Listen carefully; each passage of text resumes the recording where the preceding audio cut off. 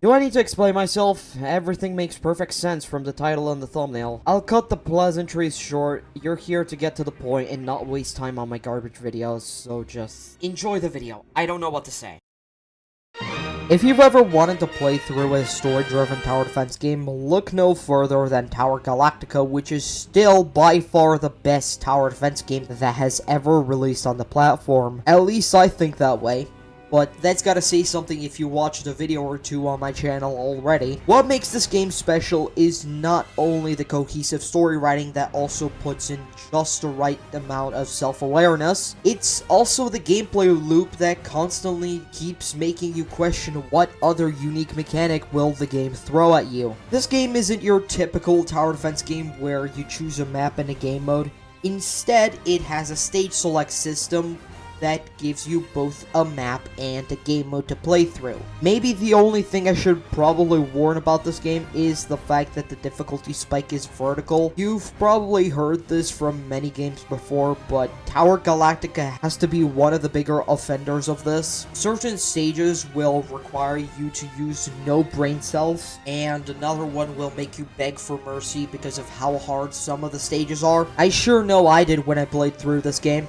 And I'm still not done because of procrastination. Anyway, if you want a tower defense game with a fun story, challenging gameplay, and constant flow of completely new ideas that you wish more tower defense games used, look no further than Tower Galactica, because you won't regret a single second of playing this game.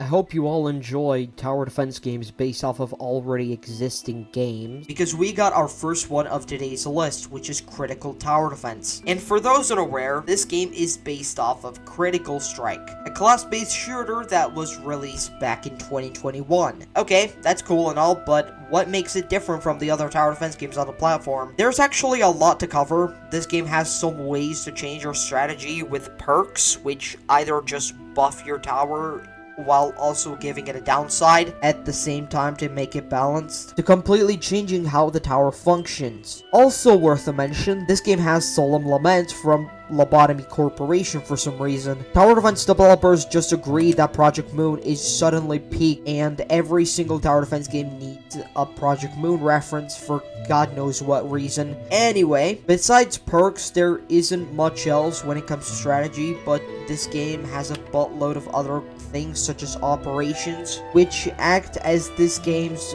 campaign mode, while also being an excuse for the developers to add a permanent battle pass, which I'm not complaining, I guess. There's also certain achievements that can give you towers, which isn't a thing you see too often in tower defense games, so it actually gives a reason to get certain achievements for the towers. This is overall a solid game. It's not one that's easy either. It requires you to actually use your brain to get through even the easier modes. So if you ever played Critical Strike and you enjoy tower defense games, then I'd consider giving this game a shot. It takes a while to get into, but after you get a bit through the grinding curve, it's really fun.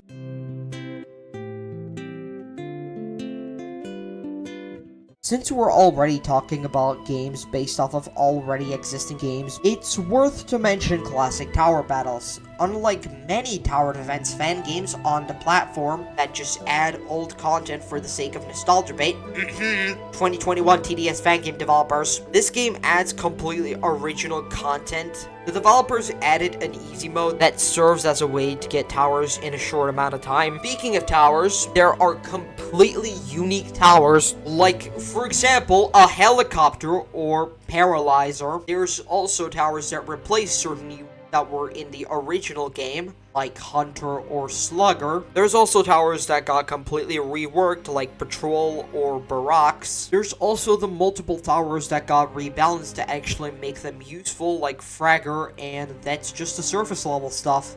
PvP got reworked to work similarly to Bloons TD Battles 2, and it isn't just the lazy concept of send X enemy for eco. It has a lot of depth and strategies that can be used to kill off your opponent. There's obviously old events. The game doesn't have every single old event that existed, but it does have 2 old ones and one that's completely original and absolutely no joke in difficulty.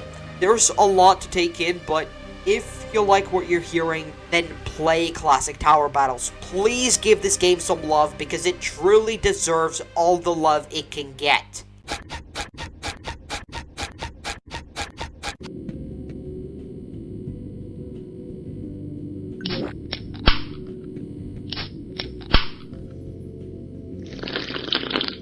Into the mouth.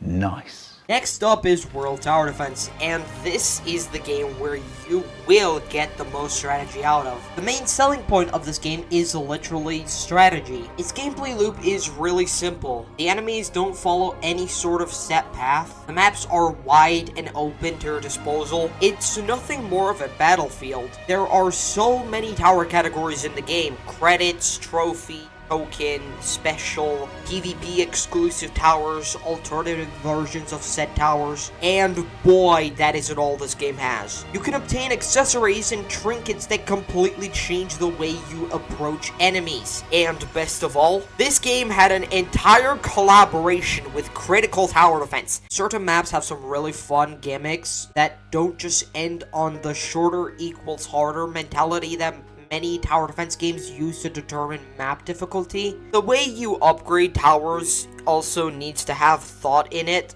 because when you upgrade a tower, it doesn't upgrade every single unit on the map, just the next units that you will place, and it also increases the placement cost, which can make for some really intense decision making that you will not get out of any other tower defense game on Roblox. Tower placement also requires thought, not only because of how big the placement boxes are, but there also being a cooldown on each tower you place, which means you can't just spam towers your heart's delight in a moment of crisis if your defense fails. So if you want to challenge yourself with a game that is no joke in difficulty and use all of your remaining brain cells, then World Tower Defense is definitely a game that I would check out after watching this video.